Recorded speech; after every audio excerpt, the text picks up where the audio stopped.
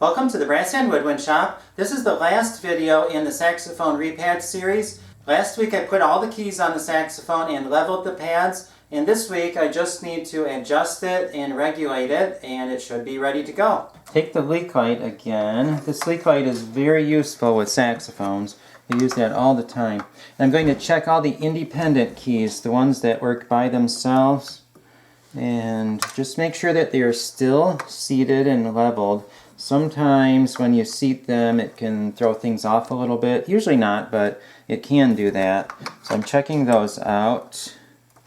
And there are two on the side. Those are good.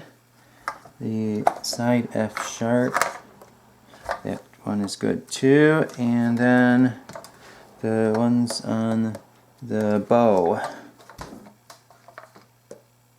Okay, those are still seated, and so those are good. At least they're seated. I still need to check pad height. They do make a tool called a saxophone pad height gauge. This one is for tenor saxophone and this one is for alto, and it tells you how far you need to open the pads. However, this is just a guide. Some of these keys there are different sizes, and so when it's in adjustment they're going to open up different heights from each other. If a note's out of tune, sometimes you can open and close the pads to tune those notes.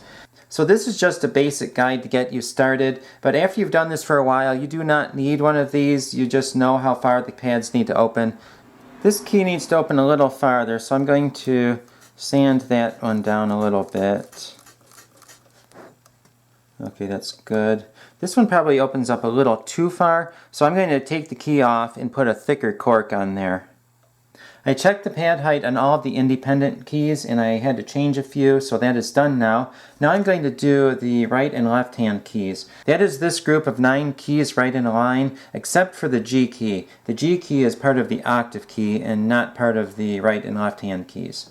On these keys I'm going to work on the pad height, the adjustment, and the regulation. Adjusting the keys is to make sure that they close at the same time. So these two should close together, and they do not, so they are out of adjustment.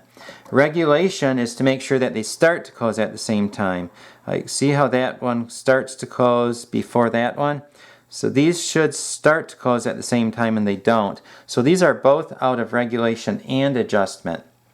And also the pad height is not correct on these. So I have to change all 3 of those things on most of these pads here. That's a little hard to explain how to do because different saxophones are different. This one has the adjustment screws on the back, but not all of them do. So you need to bend the feet of the keys and change the adjustment screws and sand the corks and replace the corks. You do whatever you need to do to get these in order. Also, the right hand keys need to correspond with the left hand keys. The bridge to the right hand keys and the left hand keys is the F sharp to B flat adjustment. All of these keys close the F sharp key, and the F sharp key closes the B flat key. So all of these need to be an adjustment, and when they are, then you adjust these ones to the B flat key. Now I'm going to go through and adjust this. And the first adjustment to make is the F sharp to the B flat adjustment. So you need to take the light and make sure that it's underneath both of those keys, both the F sharp and the B flat. You close the F sharp, and then you look at the B flat key, which is right there, and you can see a little bit of light is coming through there. If I close that, you can see the light disappearing. So what I'm going to do is screw this screw in a little bit, not much because it was not that far off. Screw that in a little bit, and then check it again. Okay, it looks like it's almost there. I need to go a little bit more. If I were to turn a screw too far, then what would happen is the B flat key would close. It would keep the F sharp key from closing. You could close it if you pushed hard, but you do not want to push hard when you're playing. You want it to close pushing lightly. So in that case, you would back the screw up a little bit, and you would do that until this key closed. Now the F sharp to B flat adjustment is good, and that's the bridge that connects the right hand keys to the left hand keys. Now I'm going to finish the right hand keys by adjusting the D, E, and F keys to the F sharp key. Each one of these keys closes the F sharp key, and they need to close at the same time, but you can see that they do not, and it's not even close. So I need to turn the screws on the back here. These screws control the closing of the F sharp key. I can also see the leak light through the back of the saxophone, so I'm going to close that and get it close. After I get it close, I'm going to turn the other ones. Needs to go a little farther. Okay, and then the next one, the D key. Okay, so all of these are close. Now I'm going to turn it around and do the fine adjusting of it. It looks like the D key is good.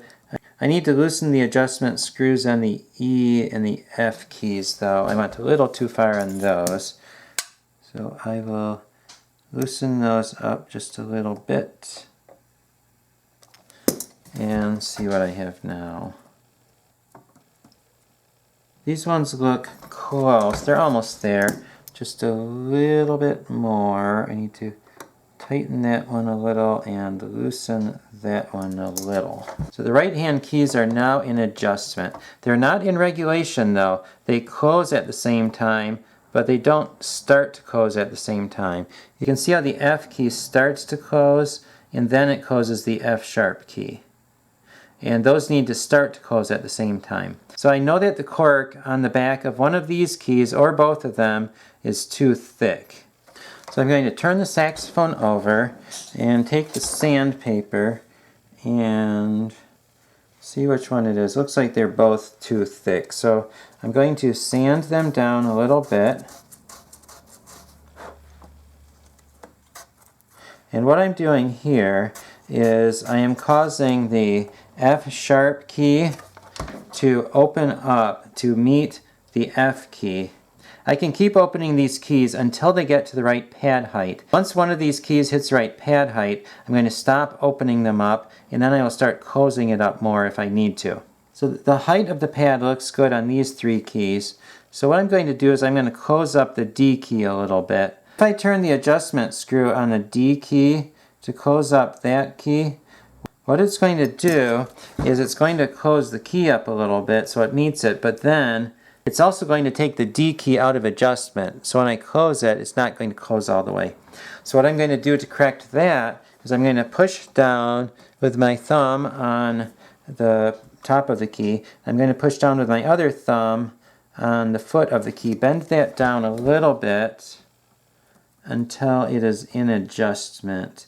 And I think I went a little too far, so I'm going to open that up just a little bit. And that looks good. Now I'm checking the regulation. Okay, that looks good. I'm done regulating and adjusting some of the keys on the saxophone, but it takes a very long time to do all of that. So I'm not going to make you watch me do everything. So what I'm going to do is I'm going to finish the adjusting and regulating on this saxophone, and when I'm done, I will turn the camera back on and show you what I've done. The saxophone is finally done. I made sure that the pads open the right height and they close at the same time and they start to close at the same time, and everything works fine like it's supposed to. I play tested it and it sounds good. So this saxophone is done. Now the only thing left is to have the customer come in and play it. So this is Dan and this is his saxophone, and he just happens to be my first customer ever almost 20 years ago, and I guess he came back 20 years later. So no, he's been in several times since then. So anyway, he's going to play the saxophone for you.